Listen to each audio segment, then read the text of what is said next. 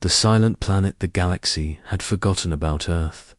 For 5,000 years, the small blue planet had simply vanished from all meaningful communication. No trade requests, no diplomatic missions, no territorial disputes. The humans had just stopped talking. Most species assumed they had destroyed themselves. It was common enough. Young civilizations often burned bright and fast, consuming their own worlds in wars or ecological collapse. The galactic community had seen it countless times before. When Earth went silent, they waited a few centuries, then moved on. But Admiral Vexkar of the Kethma Empire was not most species. He was a collector of dead worlds, and Earth had always intrigued him. The humans had once been promising warriors, fierce and unpredictable. Their sudden silence felt too convenient, too clean. Dead civilizations usually left debris fields, radiation signatures, or at least desperate final transmissions. Earth had left nothing but quiet. The Kethma Empire stretched across 17 star systems, each one taken through overwhelming force and maintained through fear. They were not subtle conquerors. When the Kethma arrived, they announced themselves with plasma bombardments and fusion bombs. Surrender meant slavery. Resistance meant extinction. There were no other options. Vexkar commanded a fleet of 200 ships, enough to crack a moon or sterilize a continent. His flagship, the Iron Judgment, was a massive dreadnought that had personally overseen the conquest of 8 worlds. Today, it hung in the outer edge of the Sol system, sensors sweeping the inner planets with cold efficiency. The initial scans revealed exactly what the galaxy expected. Earth showed signs of life, but no military infrastructure, no orbital platforms, no defense grids, no fleet formations. The planet spun peacefully in its orbit, blue and green and apparently defenseless. A few scattered settlements glowed softly on the night side, but nothing that suggested a spacefaring civilization.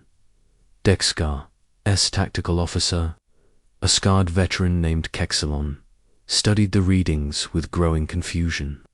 Admiral, the energy signatures don't make sense. The planet should be dead or primitive, but I'm detecting power sources that read like advanced fusion systems, maybe even beyond fusion. Elaborate, Vexkar commanded, his 4 eyes never leaving the main display. Well, sir, the power output suggests they have the technology for interstellar travel, maybe even faster than light capability, but there are no ships, no space installations. It's like they have all this energy and they're just ... using it for something else. Vexkar considered this. In his experience, advanced civilizations used their power for one of 3 things: expansion, defense, or entertainment. Earth showed no signs of the first 2. Perhaps the humans had become decadent, focused entirely on pleasure and comfort. Such civilizations were often the easiest to conquer. He opened a communication channel toward Earth, broadcasting on all known human frequencies. The message was simple and direct, translated into Old Terran Standard. This is Admiral Vexkar of the Kethma Empire. You have been selected for integration into our domain. Prepare for negotiation of surrender terms. For 3 days, there was no response. The Kethma fleet waited, weapons charged, but not yet targeted. Vexkar had learned patience over his long career. Sometimes civilizations needed time to accept the inevitable. On the 4th day, every screen in the fleet flickered to life simultaneously. The image was not what any of them expected. Instead of a military leader or desperate politician, they saw a woman. She appeared human, middle-aged, with gentle eyes and graying hair pulled back in a simple ponytail. She wore no uniform, no insignia of rank, just a plain blue shirt, an expression of mild curiosity. "Hello," she said, her voice carrying clearly through the ship's communication systems, despite no open channel. "My name is Dr. Alina Vasquez. I believe you've come a very long way to speak with us." Vexcar leaned forward in his command chair. This was unexpected, but he could work with it. "Dr. Vasquez, I am Admiral Vexcar. You received our message regarding surrender terms." "Oh yes, we received it. We've actually been watching your approach for several weeks now. Your ships are quite impressive. The engineering on your faster-than-light drives is particularly elegant." She smiled softly. "But I'm afraid there might be some confusion about the nature of your visit." "There is no confusion," Vexcar replied, allowing his voice to carry the full weight of his authority. "Your world will be integrated into the Kethma Empire. The terms of surrender are non-negotiable." Dr. Vasquez nodded thoughtfully. "I see, and if we decline this generous offer, then your world will be pacified by force. Your cities will be reduced to ash, your population enslaved, and your resources extracted for the benefit of the Empire. These are the only alternatives." The woman's expression didn't change. If anything, her smile became slightly warmer. "Admiral, how many worlds has your empire conquered using this approach?" Vexcar felt a flicker of pride. 147. Each one learned the futility of resistance. And how many of those worlds fought back before surrendering? All of them. It is the way of inferior species to struggle against inevitability. Dr. Vasquez was quiet for a moment, as if processing this information. "Admiral, what would you say if I told you that humanity has not fought a war in over 5,000 years? This gave Vexcar a pause. "I would say that explains why your defenses are so inadequate. Perhaps it means we learned something during those 5,000 years that your empire has not yet discovered." She leaned forward slightly, her eyes meeting his through the screen. "Would you like to know what we learned?" Before Vexcar could respond, Dr. Vasquez raised her hand in a simple gesture. It was not threatening, barely even noticeable, but every weapon system on every ship in the fleet powered down simultaneously. Not damaged, not destroyed, simply turned off as if someone had thrown a switch. Alarm klaxons began wailing throughout the Iron Judgment. Officers shouted reports of system failures, power fluctuations, and navigation errors. But Vexcar's attention remained fixed on the screen, where Dr. Vasquez continued to smile with patient understanding.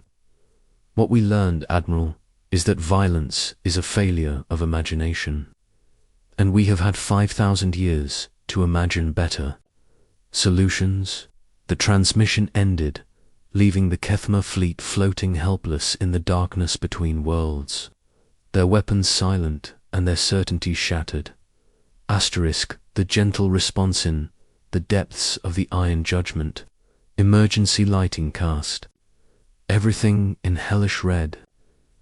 Admiral Vexcar stood in his command center, watching his officers scramble to understand what had happened to their fleet. Every ship reported the same impossible situation. Weapons offline, engines functional, life support stable, but every system designed for warfare had simply stopped responding. "Sir, it's not a power failure," reported Chief Engineer Morthick, her voice tight with frustration. "The weapons have power, they have targeting data, they have ammunition. They just won't fire. It's like they've forgotten how to be weapons." Tactical Officer Kexalon was bent over his console, trying multiple system resets. "Admiral, I've never seen anything like this. The weapons aren't damaged or hacked." According to all diagnostics, they should work perfectly. But when I try to initialize firing sequences, nothing happens. The systems acknowledge the command and then ignore it. Through the viewport, Earth continued its slow rotation, blue and serene and utterly There were no defense platforms revealing themselves, no hidden fleet decloaking. The planet looked exactly as peaceful as it had when they arrived. Dexcar activated the communication array. Dr. Vasquez, I demand an explanation. What have you done to our fleet? The response came immediately, as if she had been waiting. The human woman's face filled the main screen again, her expression as calm as before. We haven't done anything to your fleet, Admiral. We've simply reminded your weapons what they were before they became weapons. That's impossible, is it? Every piece of metal in your arsenal was once part of a star, forged in cosmic fire and scattered across space. Every circuit was once raw materials, waiting for someone to give it purpose. We've simply asked those materials to remember a time before their purpose was destruction. Kexalon looked up from his console. Admiral, she's talking about matter manipulation at the quantum level. Theoretical physics suggests it might be possible to alter the fundamental properties of materials, but the energy requirements would be astronomical. Dr. Vasquez apparently heard this. Energy requirements are only a problem if you're working alone. Humanity stopped working alone a very long time ago. On the screen behind her, the view began to shift. Instead of the simple room they had seen before, the image expanded to show a vast space filled with soft, golden light. Thousands of people moved through what appeared to be a city, but not like any city that Kethma had ever seen. The architecture flowed like water, buildings that seemed to grow rather than being built, and the people themselves moved with a strange synchronization, not marching in formation, but flowing together like a river. 5,000 years ago, Dr. Vasquez continued, humanity faced a choice. We could continue as we were, individual minds, competing for limited resources, or we could become something new. We chose transformation. Dexcar studied the image, trying to understand what he was seeing. Some form of hive mind, collective consciousness. Nothing so crude. We remain individuals, but we are also connected. Imagine if every human could share knowledge, experience, and perspective instantly. Imagine if every problem could be solved by the combined intelligence of billions of minds working in harmony. Impossible, Dexcar said, but his voice lacked conviction. Individual consciousness cannot be merged without destroying identity, can't it? Dr. Vasquez smiled. Admiral, right now you're thinking about the 17 worlds your empire conquered in the Vega sector. You're remembering the resistance put up by the crystalline entities on Vega Prime, and how their collective defenses nearly destroyed your ship before you learned to target their communication nodes. Dexcar felt ice forming in his core organs. He had never spoken of that battle to anyone in his current crew. The records were classified at the highest levels. How could you possibly know that? Because the moment you entered our solar system, you became part of the network. Not controlled, not commanded, but observed. We know your thoughts, Admiral, because we've learnt to see them. And what we see troubles us deeply. The image on the screen shifted again. Now it showed scenes from Kethma conquests, cities burning, populations fleeing, children separated from families. But these weren't recorded images. They were memories, pulled directly from the minds of the Kethma crew and displayed with perfect clarity. You carry the weight of 147 worlds, Dr. Vasquez said gently. 147 civilizations that trusted the universe to be fair, only to discover it was not. Do you ever wonder what happened to the children?